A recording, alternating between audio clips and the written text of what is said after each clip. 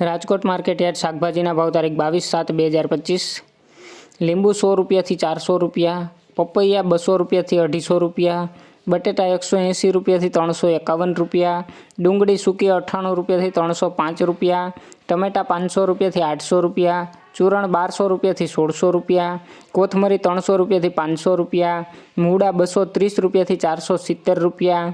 રીંગણા 200 રૂપિયાથી 400 રૂપિયા, કોબીજ 400 રૂપિયાથી 600 રૂપિયા, ફુલાવર 600 રૂપિયાથી 800 રૂપિયા, ભીંડો 500 રૂપિયાથી 700 રૂપિયા, ગુવાર 1250 રૂપિયાથી 1650 રૂપિયા, સોડાસિંગ 600 રૂપિયાથી 1150 રૂપિયા, ટીંડોળા 300 રૂપિયાથી 700 રૂપિયા, દૂધી 200 રૂપિયાથી 300 રૂપિયા, કારેલા 400 રૂપિયાથી 650 રૂપિયા, હરગવો 100 રૂપિયાથી 900 રૂપિયા, તુરિયા 600 રૂપિયાથી 950 રૂપિયા, પરવર 1000 રૂપિયાથી 1200 રૂપિયા, કાકડી 300 રૂપિયાથી 450 રૂપિયા, ગાજર 400 રૂપિયાથી 660 રૂપિયા,